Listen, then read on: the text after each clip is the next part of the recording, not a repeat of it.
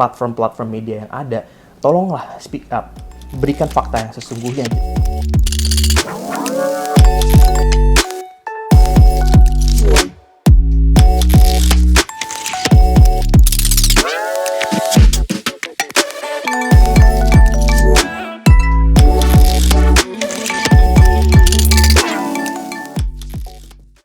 Assalamualaikum warahmatullahi wabarakatuh.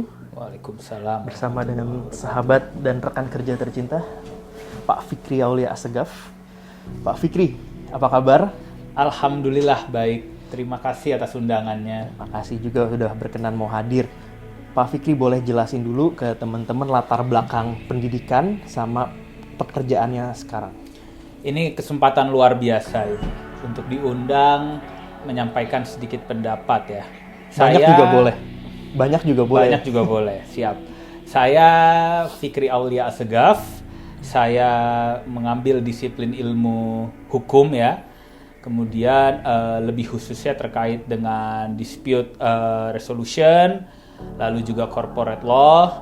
Saya bekerja di firma saya dan Arbani dan juga partner saya lainnya ya di AHFP Law Firm. Kami banyak mengerjakan kasus-kasus litigasi, ya kasus-kasus corporate dan lain sebagainya. Jadi saya paham banget karena kita sudah kenal lebih dari 10 tahun. Pak Fikri ini memang punya jiwa lawyer, tapi beliau lebih mempunyai satu jiwa lagi, yaitu jiwa sosial. Dan kemarin-kemarin ini saya lihat wajah mukanya itu sedih banget, risau sekali dengan melihat pemberitaan yang ada saat ini. Yang paling membuat beliau risau adalah kasus, bisa kita bilang perbudakan modern, bisa kita bilang pelanggaran HAM, bisa kita bilang kejahatan kemanusiaan, bisa juga. Itu kasus Oriental Circus Indonesia yang terjadi dari tahun 1977 dan baru mulai viral lagi sekarang. Pak Fikri, boleh ceritakan kerisauan Bapak? Oke, saya mau tanya dulu ya sebelumnya. Memangnya kasus Oriental Circus Indonesia yang sekarang ramai ini kasus pertama tentang perbudakan modern, tentang pelanggaran hak asasi kemanusiaan Di Indonesia? Di Indonesia. Menurut saya banyak kasus seperti ini. Tidak diangkat? Tidak diangkat, betul sekali. Dan sampai sekarang masih terjadi? Dan sampai sekarang masih terjadi. Jadi itu dulu poin pertama. Apakah kasus ini kasus pertama? Apa udah berkali-kali dan baru sekarang ramenya? Kalau pandangan saya, sebetulnya di Indonesia ini hukum tertulis itu sudah luar biasa. Tapi bagaimana manusianya ini, ya, terutama yang memiliki kekuasaan, melaksanakan hukum tersebut. Dalam kasus Oriental Circus Indonesia, walaupun ini terjadi sebelum kita punya Undang-Undang HAM, sebelum ada Undang-Undang HAM 39 ya, tahun 99. Undang-Undang Nomor 39 tahun 99, sebetulnya ini sudah pernah diupayakan. Jadi tahun 97 kalau nggak salah sudah ada rekomendasi Komnas HAM mengenai peristiwa ini. Betul atau tidak, bukan kapasitas saya untuk mengadili hal tersebut. Tapi kalau saya diminta menilai, maka yang bisa saya sampaikan adalah bagaimana supaya case seperti ini tidak terjadi lagi di kemudian hari. Ya. Nah, karena kembali lagi ke pertanyaan tadi di awal, memangnya ini baru pertama kali di Indonesia? Enggak, mungkin tidak. Nah, menurut saya demikian. Sekarang, bagaimana mencegahnya? Kedua, bagaimana upaya yang bisa diambil untuk memberantas kejahatan seperti ini? Ya. Kalau sekarang kita lihat, Indonesia itu punya Menteri HAM yang udah dipisah Kementerian Hukum sendiri, Kementerian HAM sendiri. Terus Pak Fikri mungkin juga ingat 2022-23 itu Mahkamah Agung mendirikan peradilan HAM. Karena kita harus tahu kejahatan HAM itu tidak ada batas daluarsa. Jadi yang tahun 89 terjadi bisa aja diangkat dan ada peradilan HAM sekarang. Hakim ad hoc HAM juga sepertinya udah ada di Mahkamah Agung. Jadi kalau yang saya lihat pemerintah mungkin sudah melakukan langkah mereka ya. Yang langkah pertama itu kita lihat sekarang di era pemerintahan Pak Prabowo ada Menteri HAM, which is hal yang baik dong seharusnya. Yang saya lihat sih ya itu satu presiden yang baik. Menurut Pak Fikri dengan hadirnya Bapak Natalius Pigai sebagai Menteri HAM, ya Kementerian HAM-nya ya bukan menterinya ya, itu sebuah langkah yang baik apa tidak? Oke, Tentu itu merupakan langkah yang baik ya kalau saya diminta menjawab secara sederhana. Kenapa? Karena menurut saya kejahatan HAM ya itu bukan kejahatan atau bukan menjadi atensi individu para korban saja. Contoh lagi kita ambil kasus sirkus tadi ya. Ini bukan hanya menjadi kasusnya para korban saja, tapi ini menjadi perhatian dan juga kasus yang levelnya nasional. Karena itu harus ada upaya yang secara nasional untuk memberantas case-case seperti ini. Pembentukan ya peradilan HAM itu very good point yang harus dipertahankan ya, harus segera dieksekusi. Menteri khusus HAM itu juga hal positif. Artinya apa? Negara sudah memberikan perhatiannya terhadap isu-isu HAM. Pertanyaannya, memangnya cukup? Nah, kita nggak tahu sebagaimana mereka kerja, yang ngawasin betul. mereka juga kita nggak tahu siapa. Betul. Dan mereka pun juga sebenarnya tahu nggak sih, ini nih permasalahan Oci nih, Bapak tahu ini maksudnya antara kejahatan kemanusiaan, kejahatan HAM, dan perdagangan manusia. Kita bisa menganalisa, ini ada unsur-unsurnya, tapi mereka apakah bisa mendetermine itu? Ya, kita sekarang nggak tahu langkah mereka itu apa, ini belum terlihat. Bapak sebagai pengamat HAM ya bisa melihat ya what's going on sih, ini udah jelas lah ketiga aspek ini kenapa.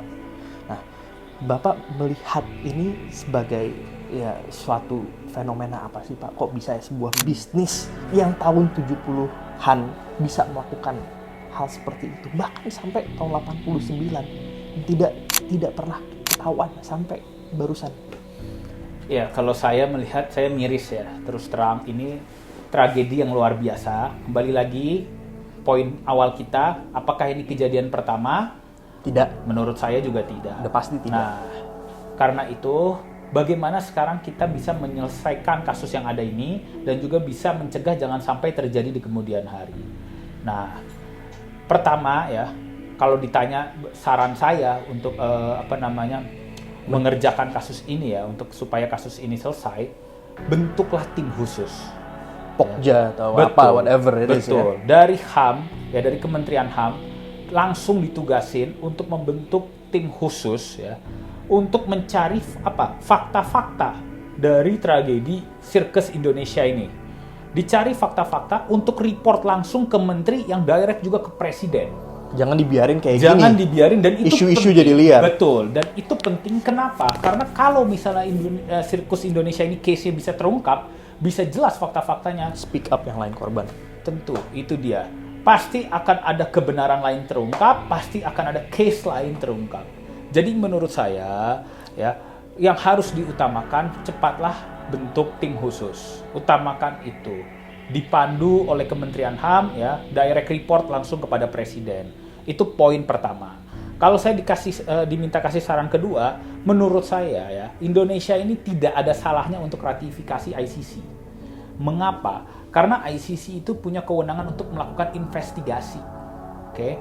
Nah, jadi ketika suatu case ya tidak bisa ditangani secara proper, secara beres oleh jurisdiksi lokal, kita bicara katakanlah kasus sirkus ini tidak bisa diselesaikan secara nasional, maka ICC ini yang levelnya internasional tentu punya resource internasional, dia bisa backup, dia bisa bantu.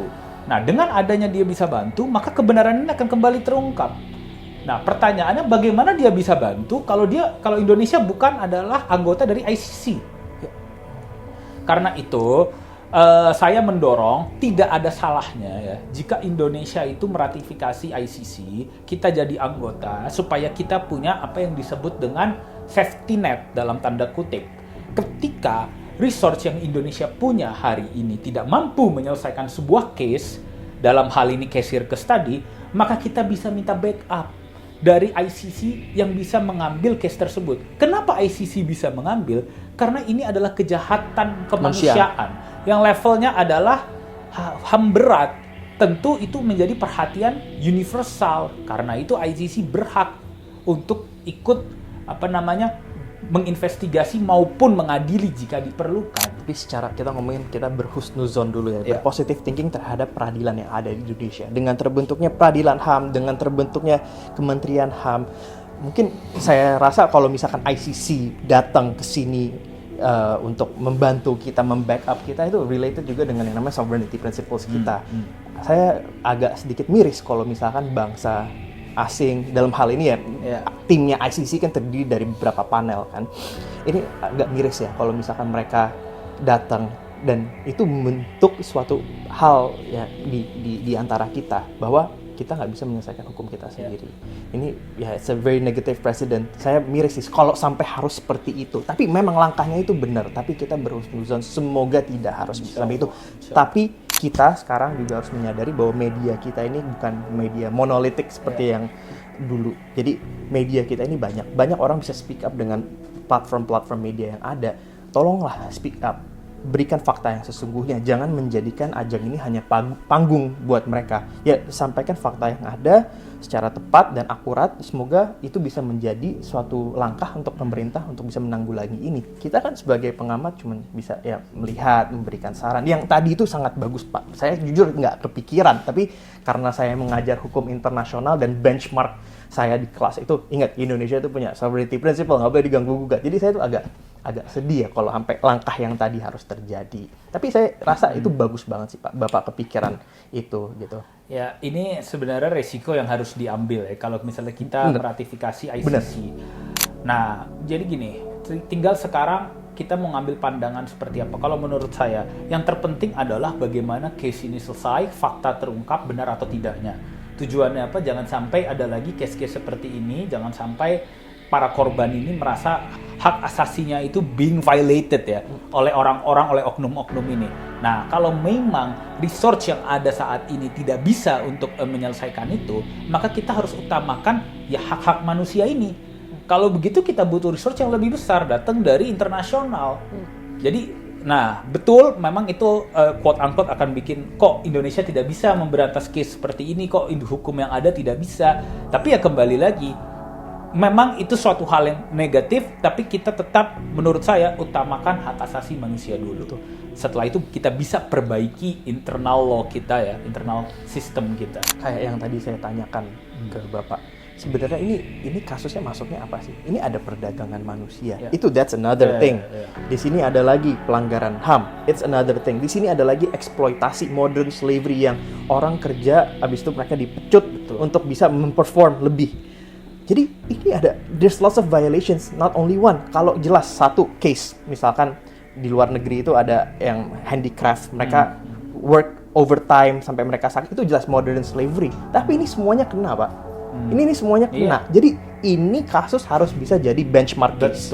Ya, sampai ICC masuk itu udah mungkin akan nanti jadi benchmark case buat luar negeri karena ini semua kena. Betul sekali. Sampai Bapak tahu kan, ada katanya anak yang diambil dipisahkan oleh ibunya. Sampai sekarang gede, dia baru ketemu ibunya mungkin let's say 5 tahun lalu. Padahal ini anak udah gede, udah 20 apa 25 tahun. Jadi ini tuh semuanya kena. Jadi ini harusnya bisa jadi benchmark case buat kita untuk bisa develop, dan peradilan HAM kita harus bisa naikin kasus ini. Gitu.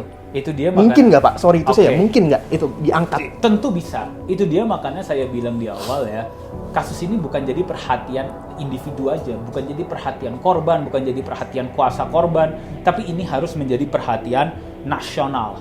Ya, jangan sampai nasional ya, dalam hal ini mungkin kita bisa hubungkan dengan pemerintah, dia tidak mengambil atensi yang khusus terhadap case ini.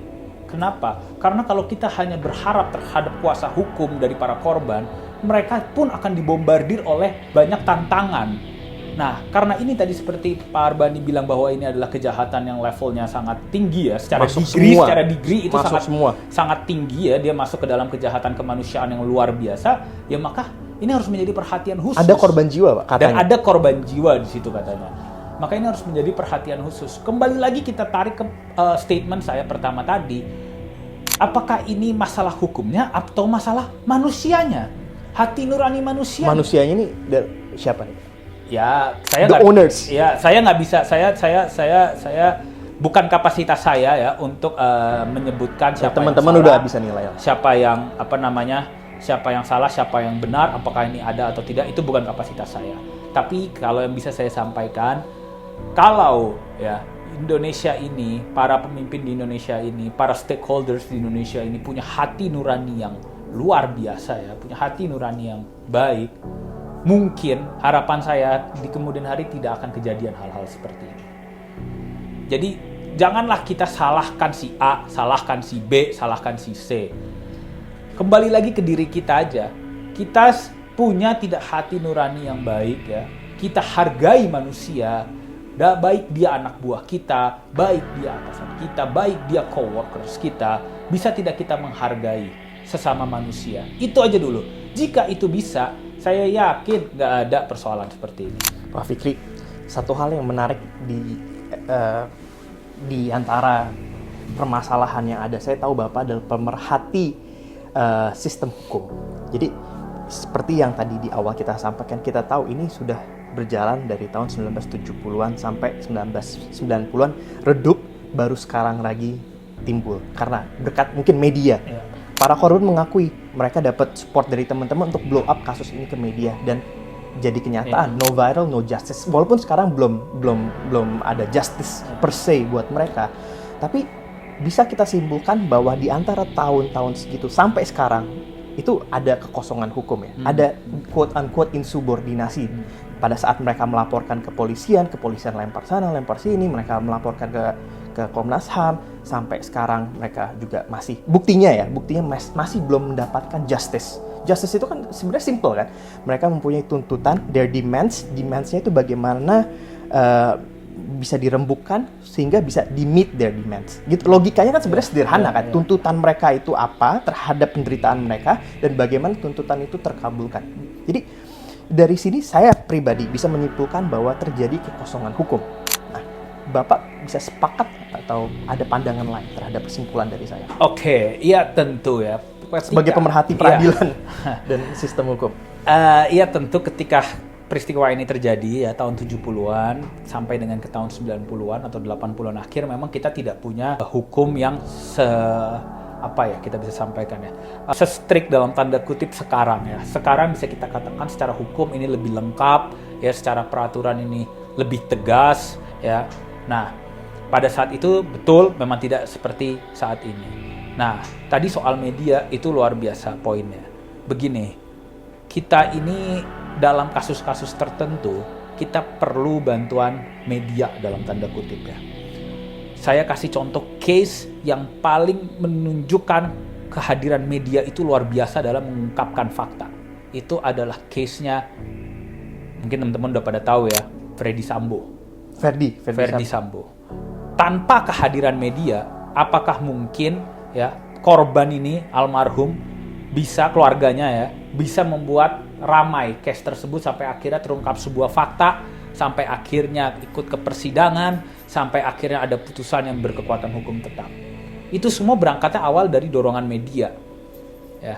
Jadi media itu dalam case-case tertentu, apalagi dalam case yang melawan quote-unquote penguasa, kehadiran media itu perlu. Itu mungkin yang bisa saya sampaikan. Nah, dalam kasus sirkus ini, ya, kehadiran media yang mendampingi terus para korban, termasuk kuasanya, itu sangat membantu. Saya berbicara dalam kapasitas saya juga selain sebagai pengamat, saya juga sebagai praktisi. Kehadiran media itu tentu membantu supaya apa? Supaya kasus ini bisa terus terdorong. Kasus ini bisa terus terkawal. Jangan sampai lepas.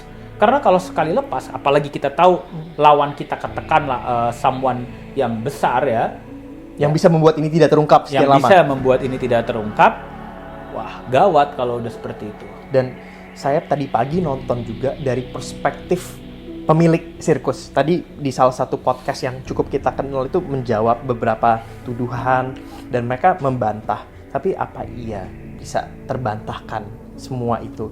Menurut saya sih masih ada something yang quote unquote missing ya. Itu kita harus bisa sebagai pengamat, mungkin teman-teman mahasiswa hukum bisa membantu find the missing piece, the puzzles. Ya, tadi saya setuju media itu play a significant role dan segala macam. Pak Fikri, karena terbatasan waktu, karena saya ngomong sama Pak Fikri ini harusnya tadi ada urutan A, B, C, tapi lupa semua karena udah saking pengen banget tahu perspektif Pak Fikri. Closing remarks Pak Fikri, ini penting banget dan ini highlight.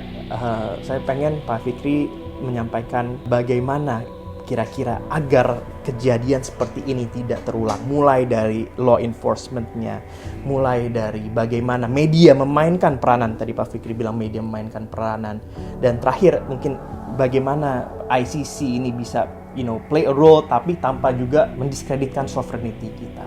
Mungkin bisa disampaikan Pak Fikri. Sapu jagat 3. Ya, pertama, bagaimana supaya kejadian ini tidak terjadi lagi?